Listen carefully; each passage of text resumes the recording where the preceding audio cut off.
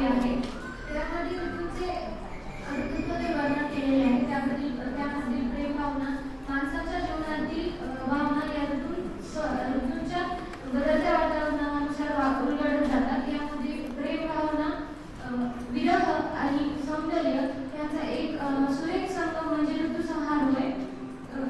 ऋतुः न केवलं कालः अपितु मानसभावानां मूर्तिरूपम्, कदाचित संतप्ताः, कदाचित शीतलः, कदाचित पुष्पवृष्टिसमः.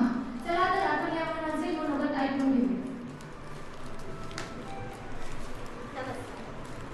किम कारणं मम भावना ऋतुसहं चलन्ति, कदाचित् दहाति, कदाचित् विकासामि, कदाचित् खिन्नो अस्मि.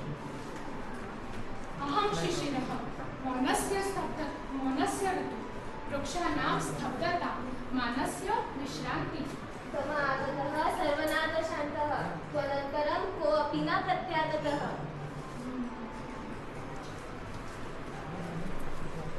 अहं वसन्त, दुःखान्तस्य ऋतु, कोकिलस्य गीतं, नूतन आरम्भस्य. त्वा सह पुनः विकसामि, मानवसन् काव्यमेव जातः. अहं ग्रीष्मः, दग्धसूर्यः, तृष्णायाः कथा, प्रेमज्वालायाः आदिर्मम. तेन उष्णस्पर्शेन दग्धो अहं, परं तस्मेन अग्नोः प्रेमदीप प्रज्वलतः. अहं वर्षा, संयोगस्य समयः, मेघनिनादे प्रियसङ्कल्पः. तवा सह आगतानि ते दिनानि, यदा केवलं तव नाम अस्ति अत्रयोः. अहं शरदः, शीतलतायाः प्रतीकः, शान्तसमरश्च अहं. त्वया शान्यतां विस्मृत्वा, तव आत्ममानः निम्नोक्तः. अहं हेमन्तः, न शिशिरस्य सततं, न ग्रीष्मस्य दाहः, अहं तस्य मध्यः स्थितः. यदा हृदयं विश्रामं प्रपद्ये, यत्र प्रेमस्य बीजानां मूल्येन सिञ्चति. शिशिरस्य हृदयं शान्तमेव अभवत्, परन्तु हेमन्ते तव सह मौनपि संवादमेव अनुभूयते. तव सान्निध्यं स्पर्शं न वा शब्दम्, अस्तित्वस्य ऊष्मः. ऋतुः केवलं बाह्यरूपेण न सन्ति, ते च मानसभावानां प्रतिफलम्.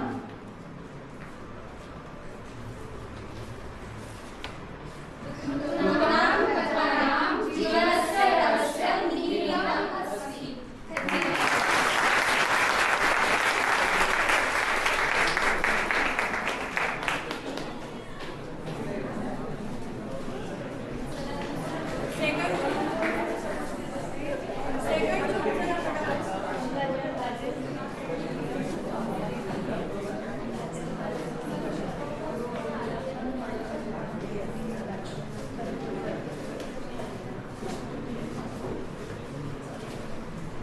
नमः सर्वेभ्यः. इयं नाटिका सावित्री सत्यवानो कथा दर्शयति. सावित्री एकम् आदर्शपतिव्रता स्त्री, यमराज अपि नमयति.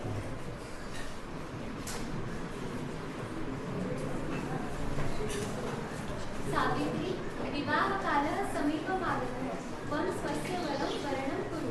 जननी, मम मनसि एकः तपस्वी कुमारः सत्यवान्.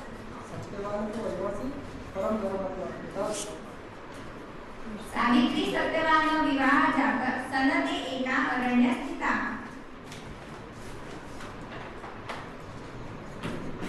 प्रिय सत्यवान्, अद्य अहं वटसावित्रीव्रतं करोमि, तव आयुष्यं प्रार्थये.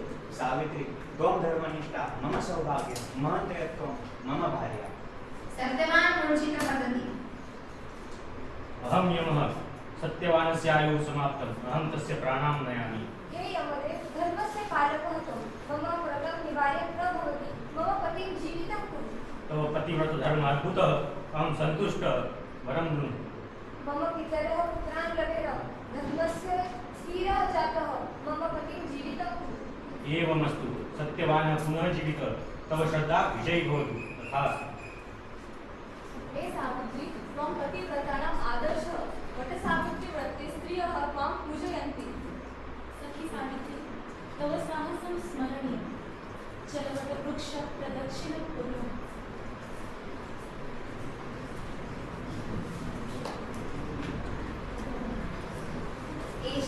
सत्यवानं दर्शयति श्रद्धा सत्यम आदर्श धर्मस्य सावित्री व्रतम आदर्श स्त्रीवत्स्य प्रतीकम् अस्ति। धन्यवाद।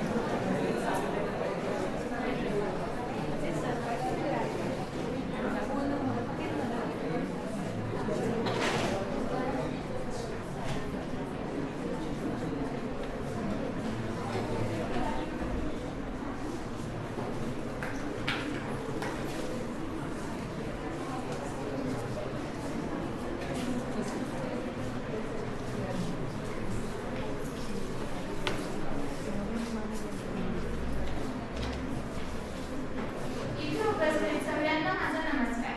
प्रदूषण हानिकारक पदार्थांमुळे नैसर्गिक संसाधनांचे दूषित होणे हे पर्यावरण आणि मानवी आरोग्याला धोका निर्माण करणारी एक गंभीर समस्या आहे. आज आम्ही प्रदूषण या विषयावर संस्कृत संभाषण सादर करणार आहे. प्रदूषण याचे निराकरण करण्यासाठी आपल्याला प्रभावी उपाय अंमलात आणणे आवश्यक आहे. सर्व मित्रांनी उद्याने उपविशन्ति वायु वनिसमः सर्वत्र प्लास्टिक कचरा दृश्यते. अहो इयं वायु दुर्गन्युक्ता अस्ति. सत्यं वायुप्रदूषणम् अस्मिन् नगरे अतीव वर्धते. न केवलं वायु अपि तु जल पृथ्वी अपि अपवित्रा जाता. कारखानाः धूमयन्त्राणि च मुख्यकारणानि सन्ति. प्रदूषणवृत्ति मनुष्यभ्यः च अन्नप्राणिभ्यः हानिकारिका सन्ति. प्रदूषणस्य निराकरणाय जनाः सज्जाः भवितव्याः. पर्यावरणस्य रक्षणाय वयं किं करिष्यामः? प्रथमं वृक्षारोपणं करिष्यामः. प्लास्टिकदोषं परित्यजामः, पुनरुपयोगं कुर्मः. जनाः यदि सज्जाः भविष्यन्ति तर्हि न्यूनीकर्तुं प्रदूषणं शक्यते. विद्यालये गृहं च अपि प्रदूषणनिवारणाय शिक्षां दातव्यम्. एवमेव यदि वयम् एकत्र प्रयत्नं कुर्मः तर्हि प्रदूषणं न्यूनीकर्तुं शक्यते. सुंदर भारतम्.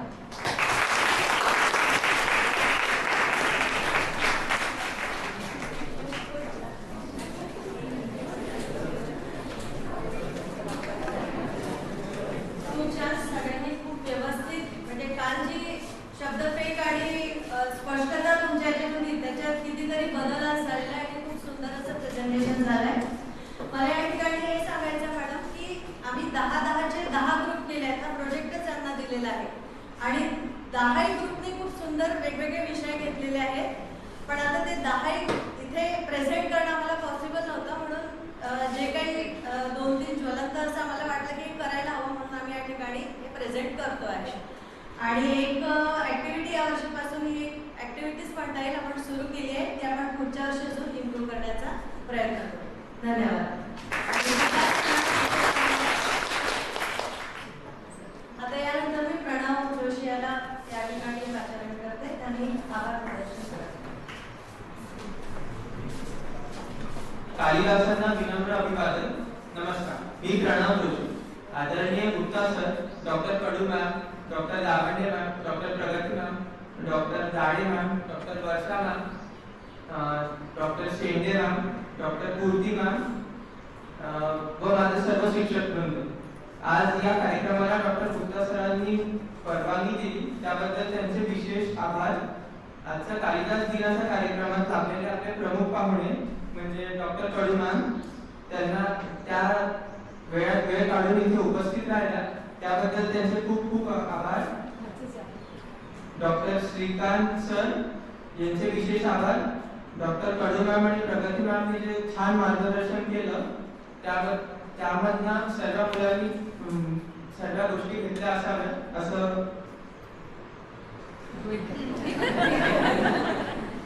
स्टेजवर येणं महत्त्वाचं आहे.